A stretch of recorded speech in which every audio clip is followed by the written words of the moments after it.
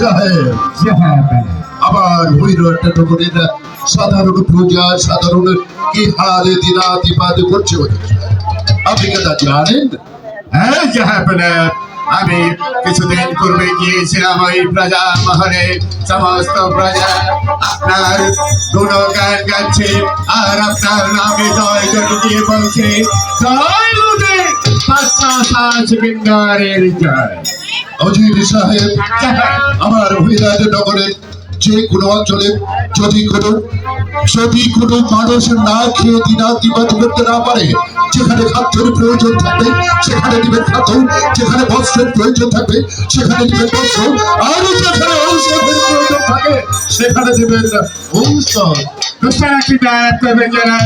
আপনার আদেশ পাওয়ার আগে আমি যেখানে খাদ্যের প্রয়োজন সেখানে খাদ্য দিয়েছি, যেখানে বস্ত্রের প্রয়োজন সেখানে বস্ত্র দিয়েছি, যেখানে ঔষধের প্রয়োজন সেখানে ঔষধ দিয়েছি, চাষিদেরকে করে দিয়েছি। তাই তো দীর্ঘদিন ধরে আপনি আমার পাশে থেকে আমার রাজকার্য পরিচালনায় আপনি আমাকে সহযোগিতা করে আসছেন। তাই তো আমি জানাই আপনাকে অসংখ্য অসংখ্য ধন্যবাদ। আপনার মেহেরবানি জানাই।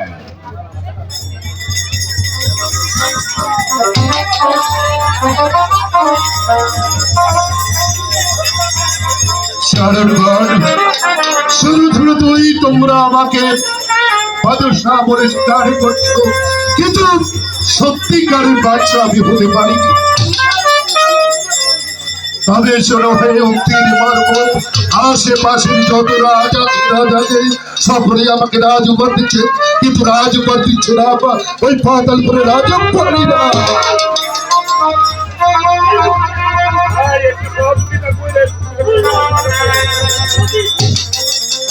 পারবে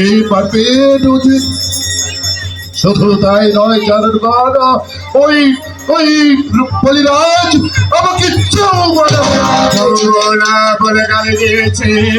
এই মুহূর্তে আপনি আমাকে আদেশ করুন, আমি সিংহের ন্যায় ছুটে যাব ওই পাতাল বিপদে বলিরাজকে পরাস্ত করে তারপর আমরা রাজ্যে ফিরে আসবো।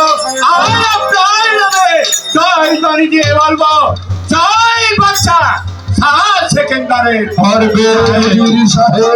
পারবেন চরণগণ? কেন পারবো না? ওই বেটা যেমন আমার একসঙ্গে মানুষ হয়েছে, আমরাও তো তেমনি মানুষ হয়েছি। আমি বুঝিয়ে দেবো বলিরাজ যে অপরাধ করেছে সে অপরাধ শাস্তি কত ভয়ঙ্কর, কত বিভৎস জেনে।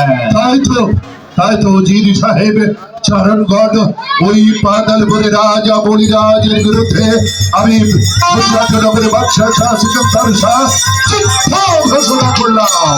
আর একটি কথা মনে রাখবেন, এই যুদ্ধের রাজাধিনায়ক থাকবে ওই রাজের বাদশাহ শাহ সিকান্দার শাহ।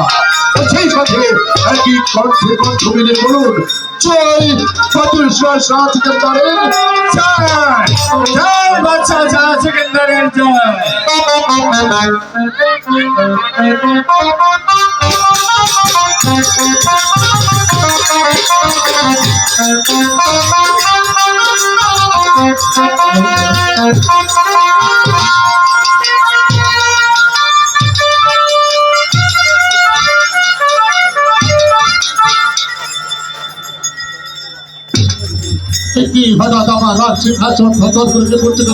আমি তো কিছুই বুঝতে পারছি না।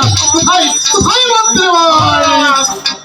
আমার মনে হয় বহুদিন যাবৎ মায়ের প্রদান নাই, তাই মা আপনার প্রতি অভিমান করেছিল।